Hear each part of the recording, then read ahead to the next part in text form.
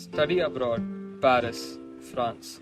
Cafes near the Louvre. Did you mean cafes near the Louvre?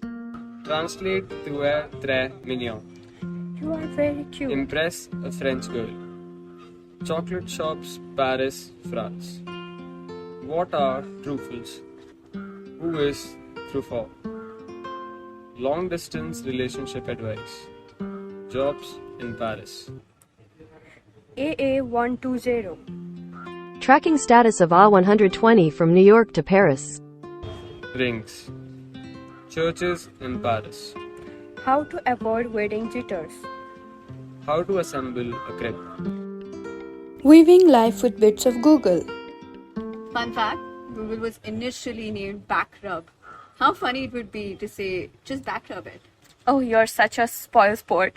How did Google come in the middle of such a beautiful love story? Who do you think was the Cupid of this love story? Oh, shut up. Google cannot complete someone's love story. Well, if you don't believe me, I have another story that will leave you in tears. Hey Google, how to not forget? Repeat, repeat, repeat. Hey Google, show me photos of me and Loretta. Here are your photos. Remember, Loretta hated my mustache. Okay, I will remember that. That little town off the coast of Juneau, Sitka. Remember, Loretta loved going to Alaska and scallops. Show me photos from our anniversary. Remember, she always snorted when she laughed. Play our favorite movie. Here's what you told me to remember January 26, 2020. Loretta used to hum show tunes November 27, 2019. Loretta's favorite flowers were tulips July 2, 2018.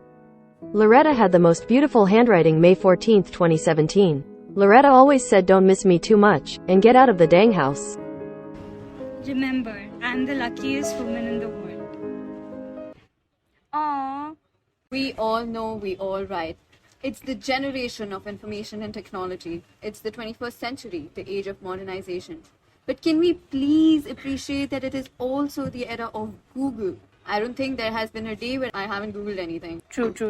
Google is the third most valuable brand in the world after Amazon and Apple, according to Statista, and the second most valuable brand in the world, according to Forbes. So, what might be the success story of Google? The Google story begins in 1995 at Stanford University. Larry Page was considered Stanford for grade school, and Sergey Brin, a student there, was assigned to show him around. Working from their dorm rooms, they built a search engine that used links to determine the importance of individual pages on the World Wide Web. They called the search engine Backrub. Soon after, Backrub was renamed Google. So over the next few years, Google got the attention of the academic community and Silicon Valley investors. In August 1998, Sun co-founder Andy wrote Larry and Sergey a check for $100,000 and Google Incorporation was officially born. Well, with this investment, the newly incorporated team upgraded from their dorms to their first office, a garage in suburban Menlo Park, California. Wow. In the following years, the company expanded rapidly, hiring engineers, building a sales team, and introducing the first company dog, Yoshka. Google outgrew the garage and eventually moved to its current headquarters, aka the Googleplex, in Mountain View, California. The spirit of doing things differently made a move. So did Yoshka. The relentless search for better answers continues to be at the core of everything Google does. Today, Google makes hundreds of products used by billions of people across the globe, from YouTube and Android to Google and of course Google Search. Their passion for building technology for everyone has stayed with them from the dorm room to the garage and to this very day. So what might be the main reason behind its success? Well, since the beginning, Google got a good image towards internet consumers. Launched in 1998, Google was there during the internet gold rush, providing the most valuable and pertinent service for free. In a certain way, Google is our friend and a part of our online life. Google even understands our mistake and corrects it with, "Did you mean?" Google delivers an experience that is easy, friendly, and fun to use and customized to its user. Google has today the reputation of being a part of our internet service life. We grew up with it and recognize it as a trustful brand. Instead of looking for a company to start, look for a problem and solve it. Page and Brin didn't want to create a company. They just wanted a backlink while using various web pages. It's hard to develop a great product when you have dollar signs in your eyes. From the get-go, Brin and Page were determined to be the best, not to cash out. Many businesses strive to keep people on their sites or using their products as long as possible. Brin and Page took the opposite approach with Google. They wanted users to do a quick search, find what they are looking for, and leave. Their users were their marketing campaign actually. If you build a good product, users will happily talk about it. Therefore, the word of mouth was Google's primary form of advertising until 2009, when it produced its first television commercial, Parisian Love, quoted at the start of the podcast. Google's strategy is based on the premise that individuals who seek information about a problem are interested in solving the problem and are more likely to purchase products and services that offer a solution. Right, Google tracks everything. Combining data and intuition is the best way to make decisions. Investing in R&D has helped Google track its success and move into new categories beyond its search engine roots. Now they're involved in everything from location apps to cars that drive themselves. Google collects numerous data items every time a user initiates a search. For example, the user's location, the date and time, and the contents. It seems rare when marketers uncover the true preferences of their target audiences, especially when there are many competing demands for their loyalty. Knowing the interest of consumers in seeking information or purchasing is a critical element in marketing success. Using Google data, one can customize brand and product promotions based on their target market. Don't be evil. Google's former motto, with great power comes great responsibility. Google controls powerful information about people and strives to be socially responsible as a result. Brin, in an interview, said that somebody is always upset, no matter what they do. They had to make a decision, otherwise, there's a never ending debate. Some issues are crystal clear. When they are less clear and opinions differ, sometimes they had to break a tie. They tried to define precisely what it means to be a force for good, always do the right and ethical thing. Ultimately, don't be evil seems the easiest way to summarize it. Google is known for measuring everything, but sometimes it likes to look deceived to throw off competitors. It doesn't generally talk about its strategy because it's strategic. It will rather have people think it needs clarification than let its competitor know what it will do. It's an easy trade-off.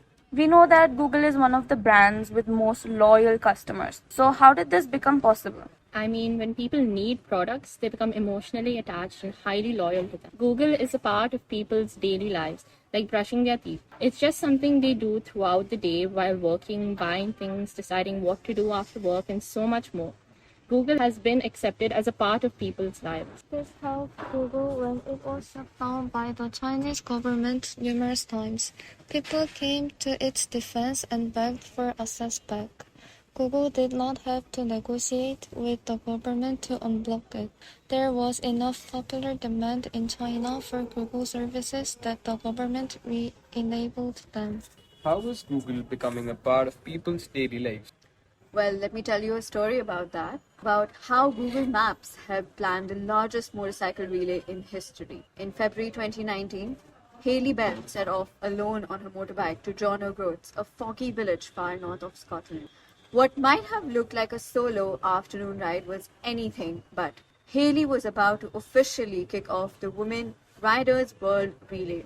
Planned by Hailey and a team of dedicated volunteers, the massive relay would bring together over 3,000 riders or guardians, one legendary baton, 79 border crossings, and a complex route encompassing more than 100,000 kilometers over the year. Many bikers rode one leg of the relay, exploring a route in their entire home country. Others used it as an opportunity to discover a foreign place or an unfamiliar culture. And even more ambitious few set out to tackle their entire day. Over hundreds of days, in every country and language, the relay administrators used Google Maps to create a blueprint for riders to follow as they navigated their way down byways, back roads, and across borders. By the time their wheels finally stopped spinning, this former pack of strangers were bonded by experience. Together, They just completed the large motorcycle relay in history. Coordinating a reply of this size went far beyond moving people from A to B. Keeping riders safe and well fed was also vital, as the planning team sketched out over 300 days of routes using Google Maps. They were also able to identify reliable places to stop if riders needed to pull off the route, like a 24-hour gas station or a store to stock up on provisions, adding an extra layer of security to every leg of the journey as it unfolded. Over the years, people have created many more stories and achieved many more goals assisted by Google and are still creating them. We can read these stories under the stories section of Google's official website. I will always be thankful to Google for being there through various life stages, whether personal or professional. Do share with us how Google has been part of your story or your achievement in the comment section. And when we say Google, it's not just Google search engine, but also other associated applications like Google Maps, Google Classroom, Meet, Hangouts, etc. P.S. All the information was provided by Google itself.